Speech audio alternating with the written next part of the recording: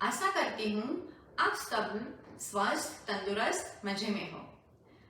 मैं डॉक्टर दक्षा पटेल वेद गर्भ संस्कार से माता के मन की बात यूट्यूब सीरीज में आपका हार्दिक स्वागत करती हूँ। अभी हमारे काउंसलिंग के सेशंस चल रहे हैं। लास्ट सेशन में हमने बात की थी वाणी के शब्द और टोन के बारे में कि गर्भावस्था में होने वाली माता के शब्द और टोन बच्चे के व्यक्तित्व के लिए कितने महत्वपूर्ण है। आज हम बात करने वाले हैं व्यवहार के बारे में। हम सब जानते हैं कि बच्चा सुनने के साथ साथ हम जो व्यवहार कर रहे हैं उसे भी अपने संस्कार बना रहा है। तो हम जो व्यवहार में थोड़ी बहुत बातों का ध्यान रखें तो बच्चे में उत्तम संस्कार आ सकते हैं। और व्यवहार में ऐसी कई बातें होती है जिस पर हम शायद कभी सोचते भी नहीं है। तो चलो आज हम वो ही छोटी छोटी बातें देखेंगे और ऐसी बातें जिससे बच्चे में बड़े बड़े परिणाम आ सकते हैं। मैं आज मेरी बात की शुरुआत एक कहानी से करती हूँ।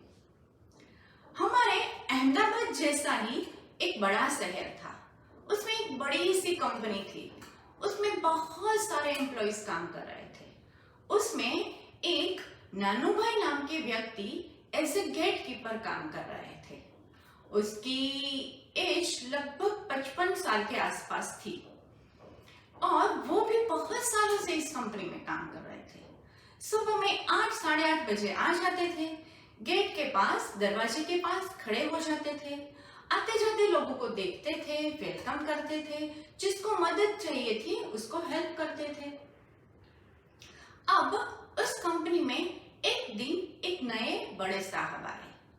वो उसका पहला दिन था, तो जब दरवाजे में एंट्री की उसने, तभी उसने नानू भाई को सुंदर सी स्माइल दी। नानू भाई तो खुश हो गए। वो सोचते थे इतने सालों से काम कर रहा हूँ, मगर सब लोग, ज्यादातर लोग देखना, हंसना तो देखते भी नहीं है।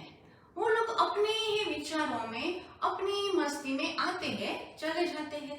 और अब तो देखो ये मोबाइल आ गया है, तो ज्यादातर लोग मोबाइल में ही उसका ध्यान रहता है।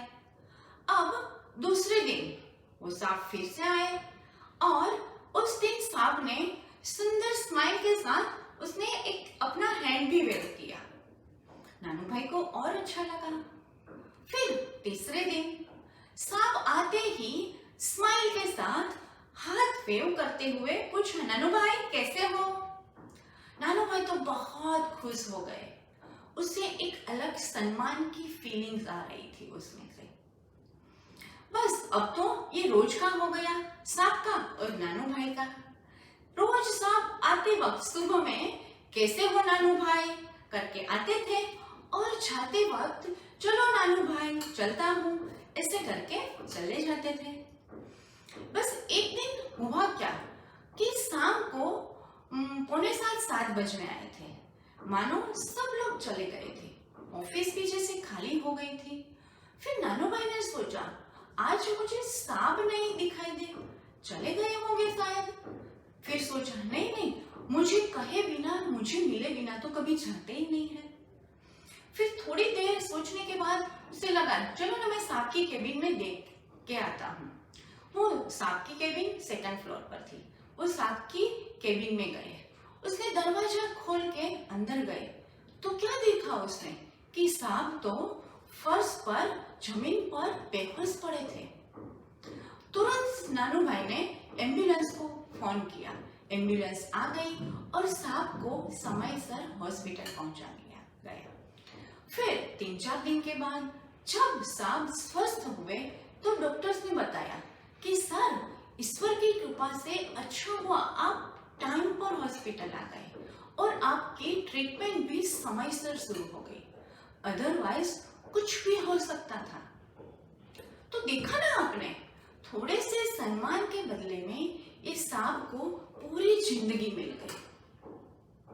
बस हमें भी ऐसे बड़े या छोटे सबके साथ सम्मानपूर्ण व्यवहार करना है।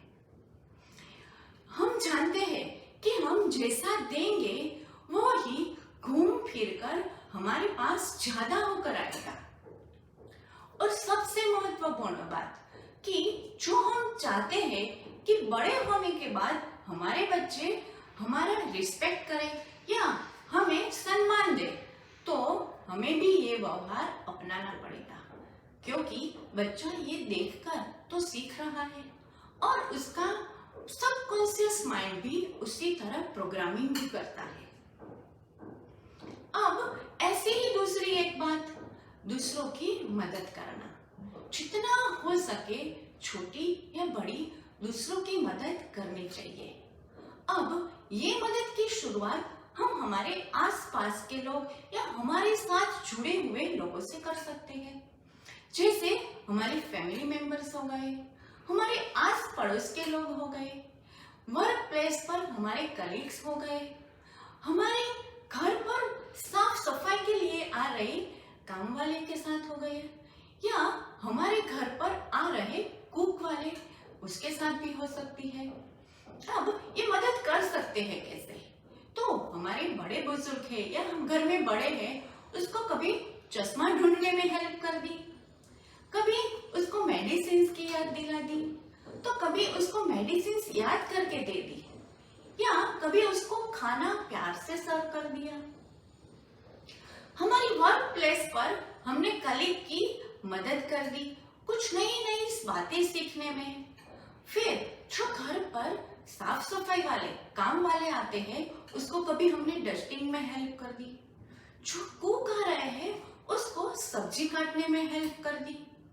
तो ये सारी छोटी छोटी हेल्प, मदद करने से भी हमें क्या मिलेगा?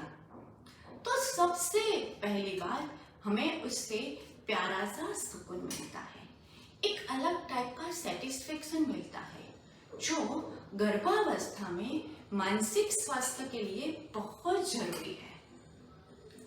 दूसरी बात कि सामने वाले के ब्लेसिंग्स मिलते हैं।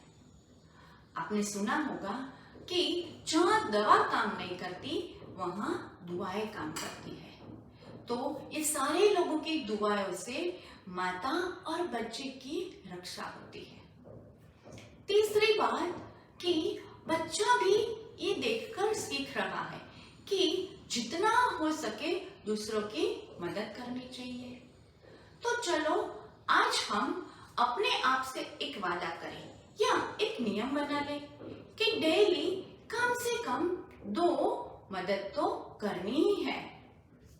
अब सब लोगों ने मदद को पैसे के साथ जोड़ दिया है, मगर हर वक्त ऐसा नहीं होता कि मदद पैसे से ही हो सकती है। इस ब्रह्मांड ने हमें पैसे के अलावा और भी बहुत सारी चीजें दी है, जिससे हम दूसरों को खुशियां दे सकें। और हाँ, ये बात ध्यान रखना, दूसरों को मदद करते वक्त हमें हमारे मन में अहंकार की भावना या दूसरे पर उपकार कर रहे हैं वो भावना बिल्कुल नहीं रखनी है, तभी वो सच्ची मदद कहलाएगी।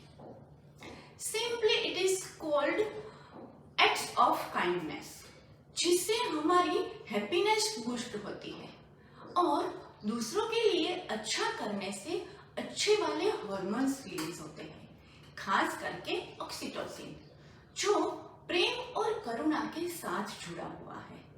और है ना, इतनी आसान बात कि इससे हमारा बच्चा भी प्रेम और करुणा से भरपूर बनेगा। आपको आज की मेरी ये बातें अच्छी लगी है तो लाइक करें, शेयर करें और इसी तरह हमारे साथ जुड़े रहने के लिए हमारे चैनल को सब्सक्राइब जरूर करें। Thank you.